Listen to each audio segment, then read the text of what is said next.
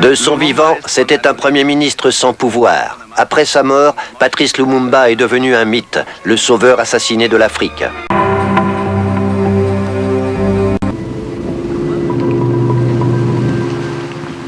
Aux soviétiques de prendre le pouvoir au Congo. 40 ans plus tard, le pays sur le Grand Fleuve est un État à l'économie ruinée et déchiré par la guerre civile. L'actuelle ministre congolaise de la Culture est la fille de l'ancien Premier ministre Lumumba. Lumumba est devenu le symbole du nationalisme de ce pays. Il est devenu le symbole de la lutte pour l'indépendance. Donc, et comme il a eu aussi une mort tragique, pour ses idéaux, pour se sacrifier, aller jusqu'au bout, je crois que c'est ça qui reste. La résidence de Lumumba à Kinshasa, ex-Léopoldville.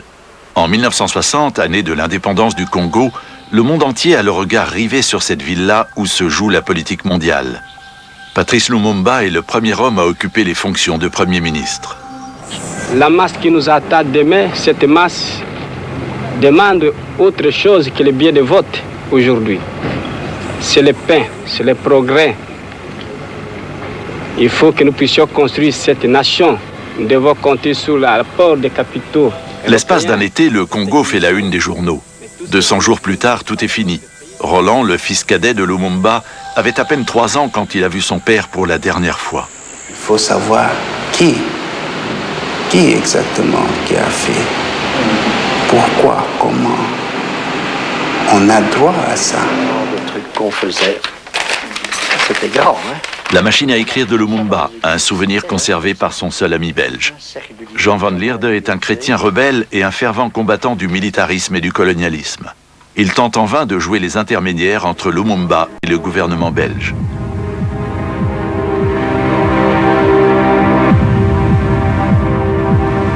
Et Patrice était tellement un homme libre que pour les gens, c'était tellement original de voir un nègre qui léchait pas les pieds des hommes coloniaux et des colons et des autres, que instinctivement il devenait comme une menace. Et c'est ça, cette liberté-là, qui a fait de lui, finalement, une espèce de météore qui passe dans le ciel et puis qui disparaît très vite. Le cœur des ténèbres. C'est ainsi que les premiers explorateurs européens surnomment le Congo. En 1955, lors de la visite du roi Baudouin, le monde colonial semble encore intact.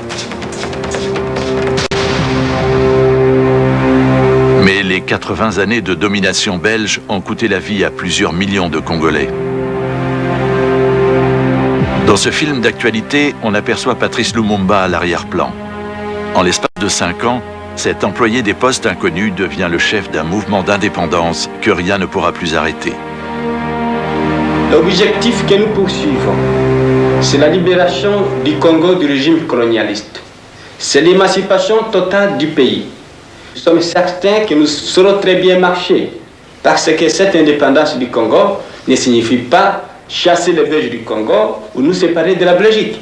Mais au contraire, nous voulons constituer un gouvernement souverain, où chacun aura sa place, où les Congolais et les Belges pourront travailler main dans la main au service de la nation congolaise. À la surprise générale, le parti de Lumumba, le mouvement national congolais, remporte les premières élections libres. Les Belges lui cèdent le pouvoir à contre-cœur. Nous avons l'honneur de présenter devant le Parlement du Congo les premiers gouvernements congolais constitués comme suit. Premier ministre et ministre de la Défense nationale. C'est votre serviteur Lumumba. La cérémonie d'accession à l'indépendance est le théâtre d'un premier scandale. Messieurs, l'indépendance du Congo constitue l'aboutissement de l'œuvre conçue par le génie du roi Léopold II. Le roi Baudouin fait un discours dans lequel il magnifie le rôle de la Belgique et il dit tout ce que la Belgique a apporté au Congo. Et il dit aussi qu'on est arrivé à un moment où la Belgique décide de donner l'indépendance au Congo, qu'il est venu pour ça et c'est très bien. Ça, c'est un discours, disons, que je dirais, classique dans les circonstances. Kasavubu fait un discours. Et pendant que ces deux parlent, je vois encore Patrice corriger un texte. il corrigeait encore un texte. Le discours de Lumumba n'était pas prévu. Donc, la presse internationale est là, tout d'un coup il se lève, il va à la tribune, il prononce un discours. Combattants de l'indépendance, aujourd'hui victorieux, je vous salue au nom du gouvernement congolais. Nous avons connu les ironies, les insultes, les coups que nous devions subir matin, midi et soir, parce que nous étions des nègres. Nous avons connu que la loi n'était jamais la même, selon qu'il s'agissait de blancs ou de noirs. Qui oubliera les fusillades, les cachons furent brutalement jetés, ceux qui ne voulaient plus se soumettre au régime d'injustice, d'oppression et d'exploitation. Ça, c'est vraiment le moment de ce fameux discours du 30 juin 1960. Beaucoup de gens alors ont dit il a signé son arrêt de mort avec ce discours, puisque le gouvernement belge alors, qui ne voulait pas de lui, pas seulement à cause du discours du 30 juin, mais parce qu'il était Patrice Lumumba et que ça ne coïncidait pas avec l'espérance des Belges, ni avec celle des Américains, ni avec celle, enfin, de beaucoup de gens du monde des affaires. 5 jours après la proclamation de l'État, une révolte éclate au sein de l'armée. Les soldats noirs se rebellent contre les officiers belges qui refusent de quitter leurs fonctions. La crise du Congo fait la une de la presse mondiale. Au Katanga, une province en cuivre, l'opposant de Patrice Lumumba, Moïse Tshombe, appelle les Belges à la rescousse pour désarmer ses propres troupes. 10 jours après leur départ, les soldats coloniaux retournent en triomphe dans l'ancienne colonie.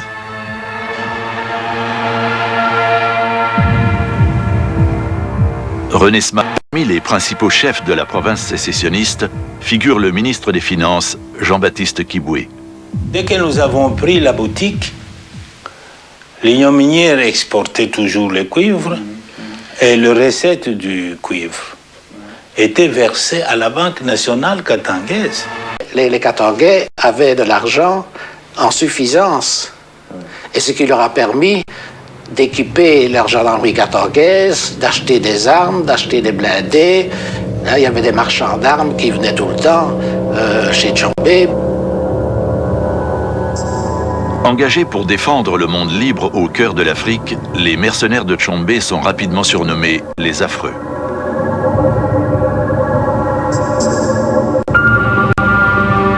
À Léopoldville, la capitale du Congo, c'est la colère et la déception. Le drapeau de l'ambassade belge est affalé et l'ambassadeur de l'ancienne puissance coloniale renvoyé en Belgique.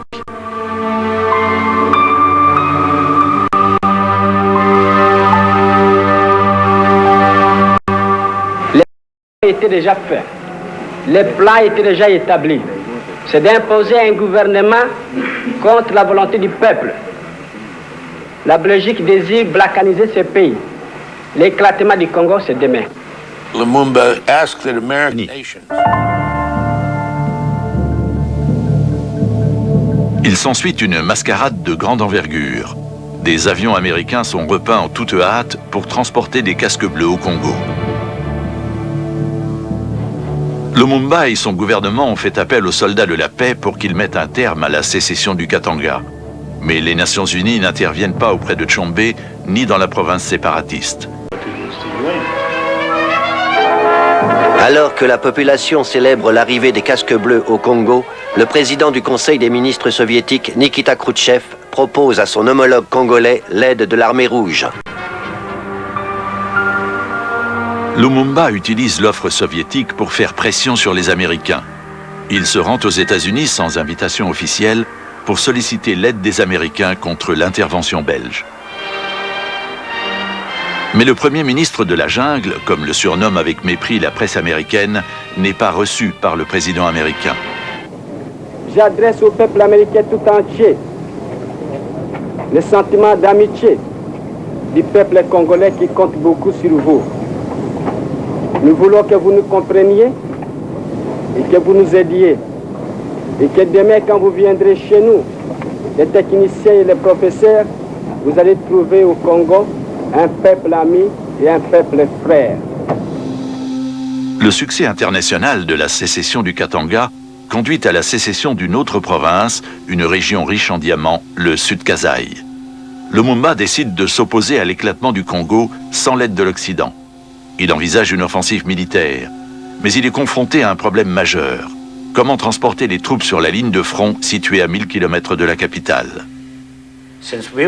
Comme on ne lui avait pas donné d'avion, il a accepté ceux des soviétiques.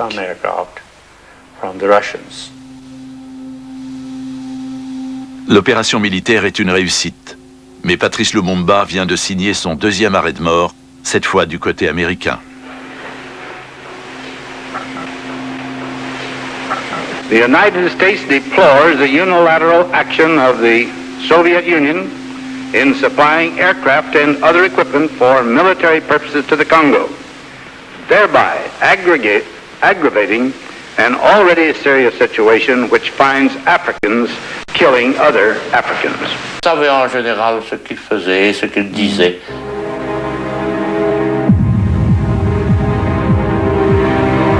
Au cours de conférences de presse, Lumumba tente en vain de gagner l'opinion publique à sa cause. Juliana, la fille de Lumumba, a assisté à plusieurs de ces conférences. J'étais tout le temps avec mon père. Souvent, j'étais la seule autorisée quand il travaillait ses discours. Donc je m'asseyais calmement et j'étais avec papa, c'est tout. Dans la presse belge, on le montrait Satan carrément avec des cornes et tout ça, le communiste. Parce que simplement, il disait quelque chose qui était l'aspiration de la majorité des gens, mais qui n'était absolument pas dans la mentalité ni dans le vouloir de la puissance coloniale de cette époque-là. Qu'il voulait que l'homme noir et l'homme congolais soient un homme digne d'abord de sa propre culture, et il croyait en cet homme-là. Nous voulons être indépendants, oui, nous voulons, mais dans l'égalité et dans le respect. Je crois que c'est pour ça qu'on a toujours dit qu'il était intransigeant.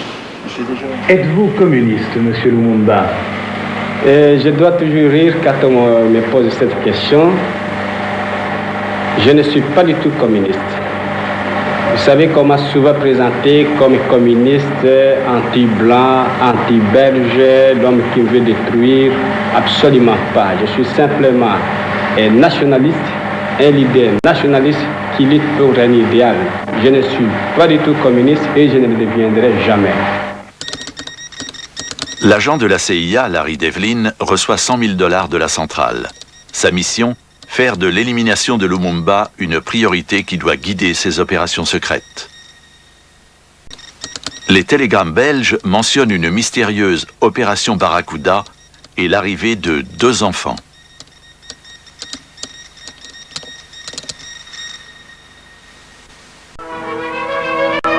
Le drapeau communiste est affalé. L'armée congolaise vient de destituer le Premier ministre ultranationaliste Patrice Lumumba et expulse les représentants de Moscou. Documents, tracts et brochures de propagande soviétiques sont brûlés, mettant un terme provisoire à l'intrigue communiste contre les Nations Unies.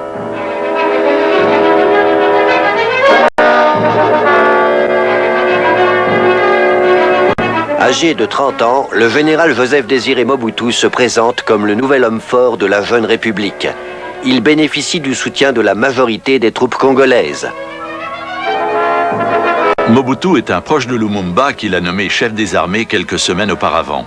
Pourtant, c'est Mobutu qui annonce la destitution du Premier ministre.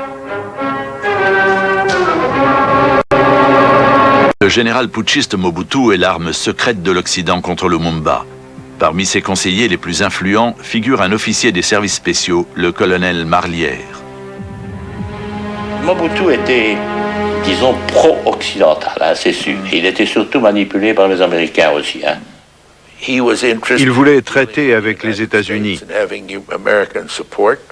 Et j'étais son interlocuteur.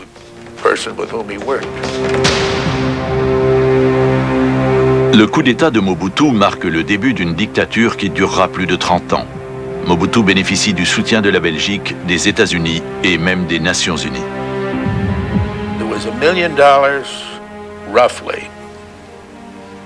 Il a payé ses hommes de main avec le $1 million versé par les Nations Unies. Mobutu place le Premier ministre en résidence surveillée sous la garde d'hommes payés par l'étranger. De leur côté, les casques bleus des Nations Unies encerclent la maison tant pour protéger le Premier ministre destitué que pour le neutraliser politiquement.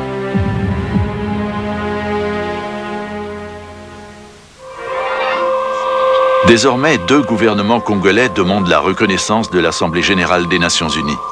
Le secrétaire général, Daka Marjold, soutient les putschistes.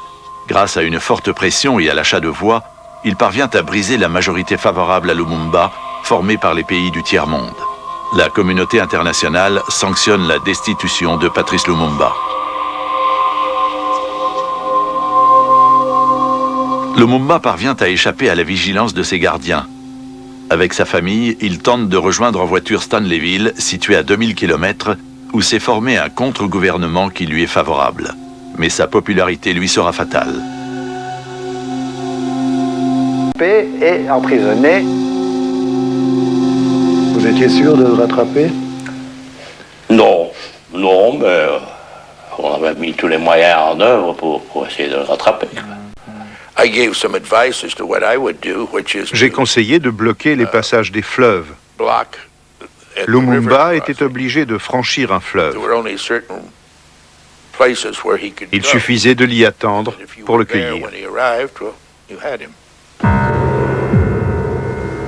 Le soir du 1er décembre 1960, Lumumba vient de traverser le Sankuru en bateau et semble en sécurité. Mais ses poursuivants ont repéré le bac sur lequel transite sa famille. 2 jours plus tard, à l'aéroport de Léopoldville.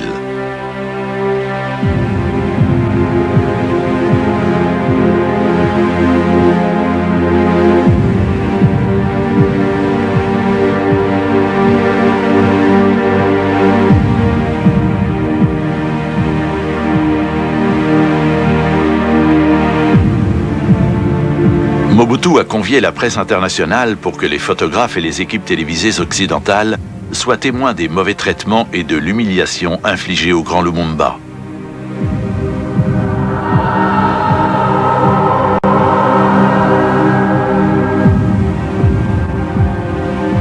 Pauline, la femme de Lumumba, avec Roland, son fils cadet. J'ai appris à grandir avec cette image que j'ai un père que je n'ai pas connu. Je l'ai connu à travers les autres, qu'il a une dimension qui est hors du commun. Et lui-même se définissait en tant qu'idée, malgré que c'était un père, un bon père de famille qui s'occupait de ses enfants. Mais ses enfants, sa famille, ce n'était pas tout son monde. Son monde, c'était un monde beaucoup plus large. On l'a mis à Taysville, oui, où il était, je ne sais pas ce qu'il est de Taysville, il était gardé par Bobozo, hein, qui l'a gardé, et puis un beau jour, on a dit qu'il voulait s'évader. Et alors, c'est alors que Ndaka a pris les choses en main pour l'envoyer ailleurs. Victor Ndaka était lui aussi un ami proche de Patrice Lumumba et son représentant à la tête du parti. Nommé chef de la sûreté de l'État par Mobutu, il est chargé d'arrêter ses anciens camarades de parti. Le 13 janvier, il y aura ce qu'on appelle une mutinerie au camp militaire. L'armée était divisée en 2. Il y avait des pro-lumumbistes et des anti-lumumbistes. C'était un homme qui aurait été capable de retourner le camp Taysville et de... Il était capable de tout. C'était un très grand monsieur, Lumumba. Un très grand leader politique. On donnait à chacun son rôle. Mon rôle était d'aller à Taysville, prendre les prisonniers et de là, les acheminer vers Moanda. C'est dans l'avion que Lumumba s'est rendu compte des réalités. À bord du petit avion se trouvent également 2 amis politiques de Lumumba, les ministres Mpolo et Okito, qui partagent le même sort que lui. Moi, comme je ne suis pas intéressé, moi, je lève les mains. C'est tout. Destination de ce voyage planifié dans le moindre détail, le Katanga, où Lumumba est attendu par ses ennemis jurés. Et on m'a dit, demandez à Tshombe qu'il reçoive le colis. Hein? Pour envoyer ce message secret, le colonel Marlière utilise la liaison radio des services secrets belges. Tshombe reçoit également un télégramme du gouvernement belge lui ordonnant de récupérer les prisonniers. L'avion atterrit à l'aéroport du Katanga. Et nous étions...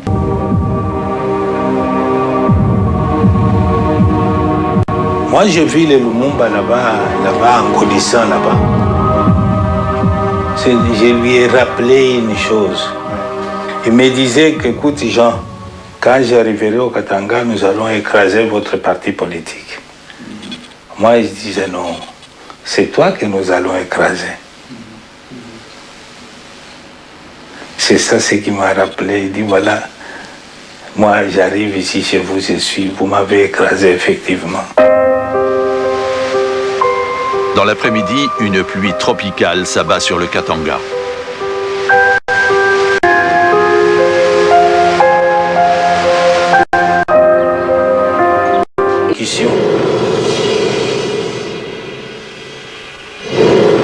Trois semaines plus tard, les journaux titrent « Lumumba et ses complices massacrés par des villageois ». Un mensonge parmi tant d'autres. Il faudra attendre plusieurs dizaines d'années pour que la vérité éclate au grand jour. Aucun des assassins ni des instigateurs du meurtre de Lumumba n'a jamais été poursuivi. La dernière lettre de Lumumba, rédigée en captivité. Je me rappelle souvent de la phrase dans cette lettre qui disait « À mes enfants que je laisse ». À mes enfants que je laisse et que je ne verrai plus, je voudrais dire que l'avenir du Congo est beau. Dites-leur que l'avenir du Congo, il est beau et il attend d'eux, comme il attend de chaque Congolais, d'accomplir son devoir sacré. Et il y en a même qui croient qu'il va revenir, hein. Mais là, il doit venir avec 2 dents de moins devant.